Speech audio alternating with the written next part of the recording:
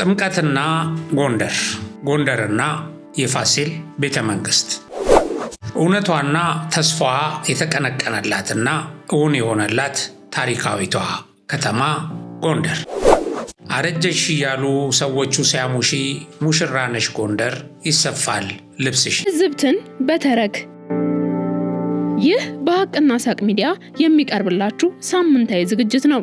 ትዝብትን በተረክ ገጠመኞች ይነበቡበታል፣ ትዝብት ይተረክበታል፣ አስተማሪ ጉዳዮች ተዋስተው ይቀርብበታል። ትዝብትን በተረክ በሀቅና ሳቅ ሚዲያ ብቻ። ጥምቀትና ጎንደር፣ ጎንደርና የፋሲል ቤተ መንግስት።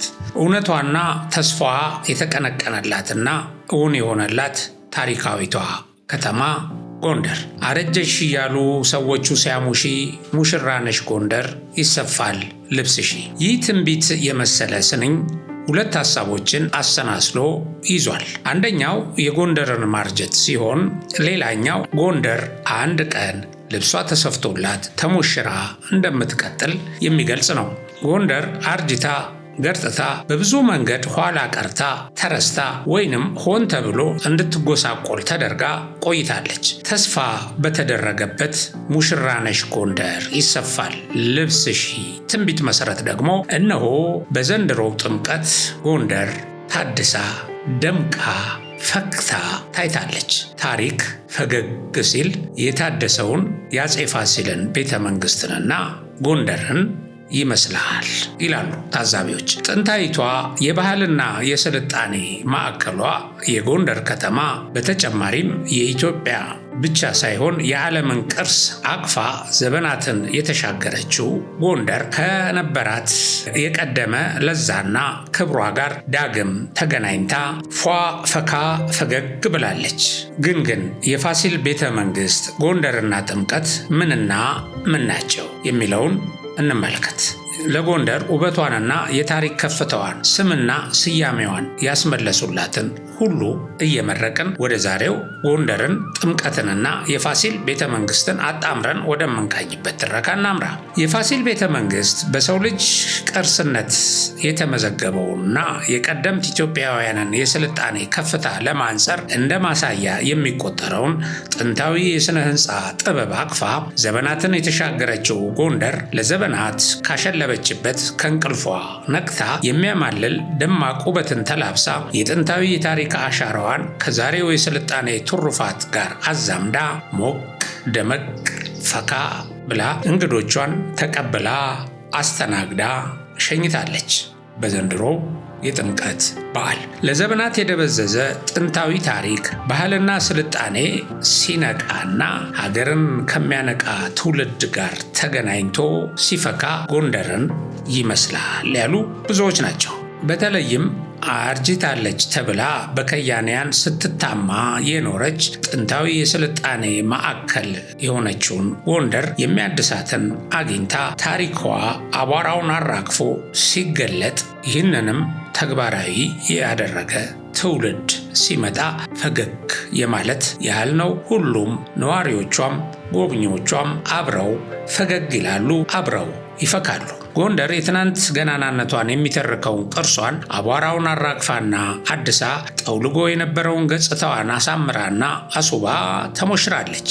የዘንድሮውን የከተራና የጥምቀት በዓል ለጥምቀት ያልሆነ ቀሚስማ ይበጣጥስ የሚለውን አጉልታ አክብራለች። ይህን ጥንታዊ የጎንደርን ውበት፣ ታሪክ፣ የፋሲል ቤተ መንግስትን ህንፃ ለማደስ ለዘመናት ትኩረት ሳይሰጠው ቆይቷል። ከዛ በኋላም እንዲታደስ እቅድ ወጥቶ የተለያዩ ሙከራዎች ቢደረጉም ወደ ውጤት ማድረስ አልተቻለም። ብዙ ጊዜ ሳይሳካ የቀረውን ይህንን የጎንደርን ማስዋብ ማነጽና የታሪክ አሻራዋን አድሶ ለጎብኚዎች እንዲቆምና ለትውልድ ታሪክ እየተናገረ እንዲቀጥል በማድረግ ረገድ ጠቅላይ ሚኒስትር አብይ አህመድ ያበረከቱት አስተዋጽኦ ከፍተኛ መሆኑን በኩራት መናገር ይቻላል የሚሉት ፕሮፌሰር አበባው ናቸው። ጎንደር ከውስጥ የከተማዋ ውበት መታደስና የቅርሷ መዋብ በተጨማሪ ከአካባቢው ሀገራት ወይም ከቅርብ ከተሞች ጋር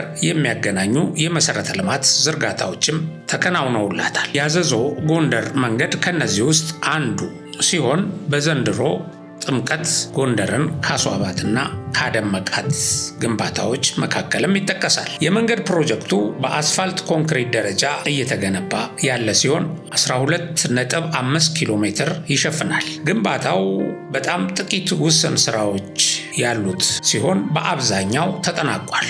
ይህንን በማድረግም ጠቅላይ ሚኒስትር አብይ አህመድ ዶክተር ያስቀመጡት አቅጣጫ ለግንባታው ትልቅ አስተዋጽኦ እንዳደረገው ይገለጻል። የመንገድ ፕሮጀክቱ በፌዴራል መንግስት በተመደበ 1.5 ቢሊዮን ብር ወጪ እየተከናወነ ያለ ነው። መንገዱ ከ28 እስከ 38 ሜትር የጎን ስፋት ያለው ሲሆን በነባሩ መንገድ ይስተዋሉ የነበሩ የትራፊክ መጨናነቆችን የሚያስቀር ነው። ከዚህም በተጨማሪ ምቹና ቀልጣፋ የትራንስፖርት እንቅስቃሴ እንዲኖር በማስቻል ረገድ አስተዋጽኦ የጎላ ነው። የነዋሪው ብሎም የሀገር ውስጥና የውጭ ጎብኚዎች እንቅስቃሴ ይበልጥ የተመቻቸ እንዲሆን ከማድረግም ባለፈ የጎንደር ከተማን ሁለንተናዊ እድገት የሚያፋጥን ነው። ከጎንደር ከተማ ዙሪያ ወደ ሰሜን ጎንደርም ሆነ ወደ ተለያዩ አቅጣጫዎች የሚጓዙ ተሽከርካሪዎች ውስጥ ለውስጥ መሄድ ሳይጠበቅባቸው በቀጥታ ለማለፍ ያስችላቸዋል። ሌላው የጎንደር ከተማ የኮሪደር ልማት ፕሮጀክት ነው። ከመንገድ ግንባታው ጎን ለጎንም በመንግስት በተሰጠው ልዩ ትኩረትና መመሪያ መሰረት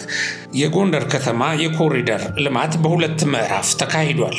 በመጀመሪያው ዙር የጎንደር ከተማ የኮሪደር ልማት ፕሮጀክት ከጃን ተከል እስከ ቴዎድሮስ አደባባይ 804.58 ሜትር የአስፋልት ኮንክሪት፣ 104.58 ለመስቀል አደባባይ የአስፋልት መደራረብ፣ ለተለያዩ አገልግሎት ሰጪ ተቋሞችና ማኑዋሎች የመንገድ አካፋይ የእግረኛ መንገድ ግንባታና ስማርት የመንገድ መብራት ምሰሶዎች መሰረተ ግንባታን አካቶ በመጠናቀቅ ጥር 2017 መጀመሪያ ላይ ለአገልግሎት ክፍት ተደርጓል። ሁለተኛው ዙር የኮሪደር ልማት ፕሮጀክት ከማራኪ መገንጠያ እስከ ቴዎድሮስ አደባባይ ድረስ 5.6 ኪሎ ሜትር የሚሸፍን ሆኖ 15 ሜትር የጎን ስፋት አለው። ነባሩ መንገድ ረጅም ጊዜ አገልግሎት ሲሰጥ የቆየና በትራፊክ መጠን መጨመር ምክንያት በከፍተኛ ደረጃ የተጎዳ በመሆኑ ይሄኛው በአስፋልት ንጣፍ እንዲሸፈን ተደርጎ ጥር 8 ቀን 2018 ማለትም ከዘንድሮ ጥምቀት ዋዜማ ላይ ለአገልግሎት ክፍት ተደርጓል። ጎንደር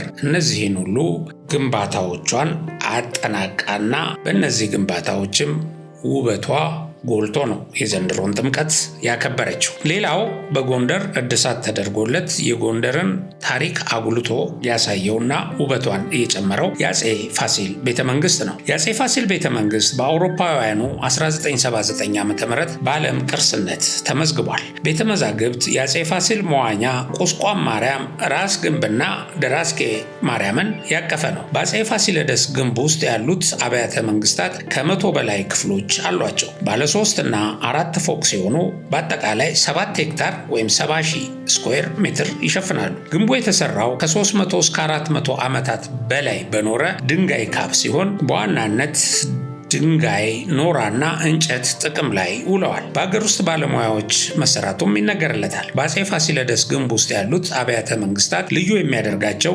እያንዳንዳቸው ነገስታት የራሳቸውን አሻራና ታሪክ ለትውልድ ትተው ማለፋቸው ነው። ቤተ መንግስቶቹም የሚከተሉት ናቸው። አንደኛ፣ የአፄ ፋሲል ቤተ መንግስት። ይህ ቀደምቱ ነው። ንጉሱ ቤተ መንግስቱን ለማሳነጽ 10 ዓመታት ፈጅቶባቸዋል። 2. የአፄ ዮሐንስ ቤተ መንግስት። አፄ ፋሲለደስ ለ36 ዓመታት ከነገሱ በኋላ ልጃቸው እሳቸውን ተክተው ወደ ስልጣን መጥተው ከ1667 እስከ 1682 ዓ.ም ሲነግሱ የተሰራ ነው። 3. የታላቁ አዳም ሰገድ ኢያሱ ቤተ መንግስት። የነገሱት ከ1682 እስከ 1706 ዓ.ም ሲሆን ንጉሱ ጥሩ ፈረሰኛ ነበሩና በኮርቻ ቅርጽ የተሰራ ውብ ቤተ መንግስት አንጸው ለታሪክ አስቀምጠው አልፈዋል። 4ኛው የአፄ ዳዊት ቤተ መንግስት ነው። ለ5 ዓመታት ከ1716 እስከ 1721 ዓ.ም ሲነግሱ ያሳነጹት ህንፃ ነው። ትልቅ የሙዚቃ ግንብ ያለው ሲሆን ግንባር ቀደሙ የኪነ ጥበብ ማሳያ ህንፃ እንደሆነ ይነገራል። ጥቁር አንበሳ የሚባሉት አንበሶች መኖሪያ ይገኝ የነበረው በዚህ ህንፃ ውስጥ ነው። አምስተኛ የንጉስ መሲህ ሰገድ በአካፋ ቤተ መንግስት ነው። ለ9 ዓመታት ከ1721 እስከ 1730 የነገሱ ሲሆን የእሳቸው ፍላጎት የነበረው ህዝቡን ግብር የሚያበሉበት ትልቅ ህንፃ መስራት ነበር። ስለዚህም ከ250 በላይ ሰዎች መያዝ የሚችልና ፈረሶች የሚቆሙበት ቦታ ያለው ትልቅ የግብር አዳራሽ ገንብተዋል። 6 የእቴጌ ምንትዋብ ቤተ መንግስት ከ1730 እስከ 1755 ዓ.ም የነገሱ ናቸው። በጣና ገዳማት ላይም አሻራቸውን አሳርፈዋል። እኚህ ንግስት የፋሲል ቤተ መንግስት ላለፉት 400 ዓመታት ትኩረት ሳይሰጠው የታሪክ ቅርስነቱ ዋጋ አግኝቶ እንክብካቤ ሳይደረግለት ቆይቷል። ይህ ብዙዎችን የሚያስቆጭ ነው። እናም ይህንን በመመልከት በዚህ ትውልድ ወይም አሁን ባለው የለውጡ መንግስት ይህ የታሪክ ታላቅ ቅርስ እድሳት እንዲደረግለት ሆኗል። መጀመሪያ በገበታ ለሸገር ተሟሽቶ በሂደትም ገበታ ለሀገርን ያዋለደው የኢትዮጵያን መልኮች እየገለጠ ማሳየት የጀመረው ፕሮጀክት ከጥንታዊቷ የኢትዮጵያ መናገሻ ጋር ተዋወቀ። ጎንደርን አስታወሳት። ጎንደርን ወደ ቀደመ ክብሯና ዝናዋ ሊመልሳት ተንቀሳቀሰ።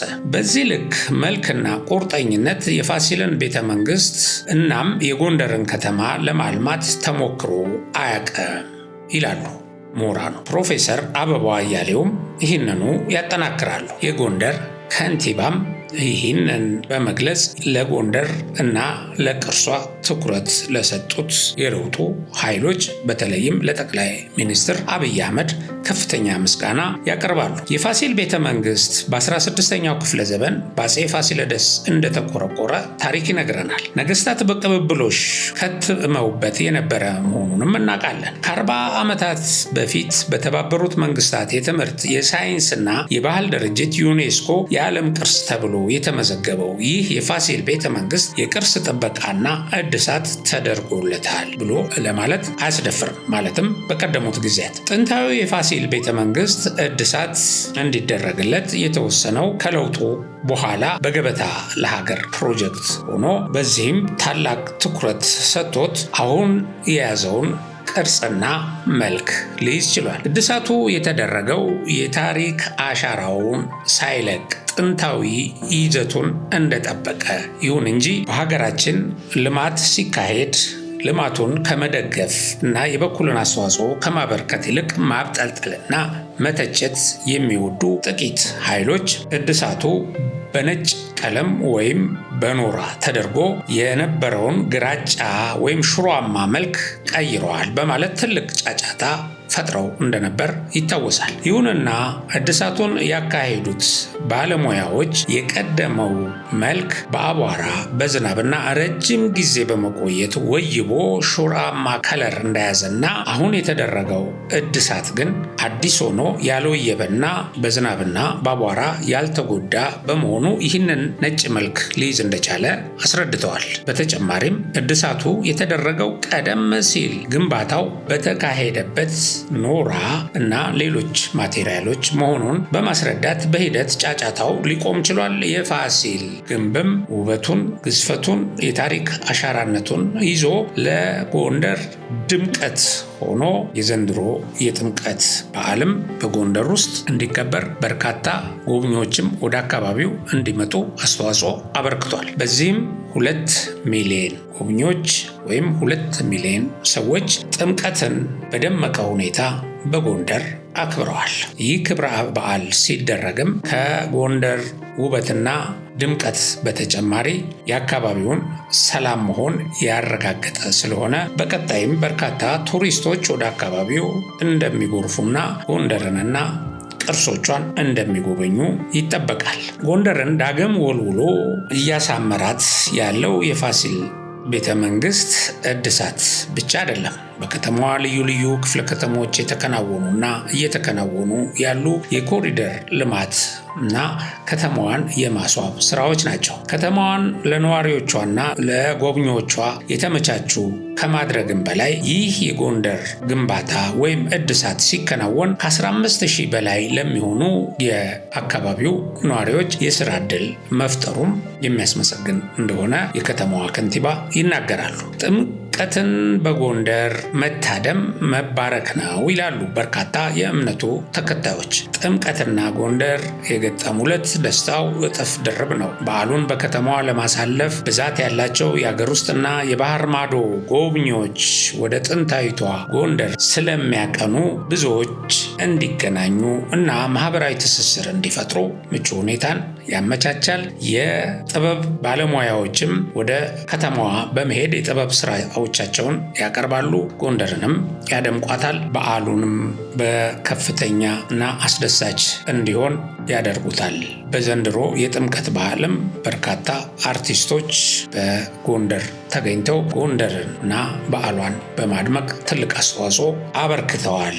እናም ለጎንደር ውበት ማማር በዓሏን በድምቀት እንድታከብር ጎብኚዎቿን በምቾት ይዛ አስተናግዳ እንድትሸኝ ላደረጉ ሁሉ ምስጋና እያቀረብን የዛሬውን ትረካችንን በዚሁ እናጠቃልላለን። በሌላ ትረካ እስከምንገናኝ ድረስ አዘጋጅቼ ያቀረብኩላችሁ ገበየሁ ዋለልኝ ነኝ። ሰላም።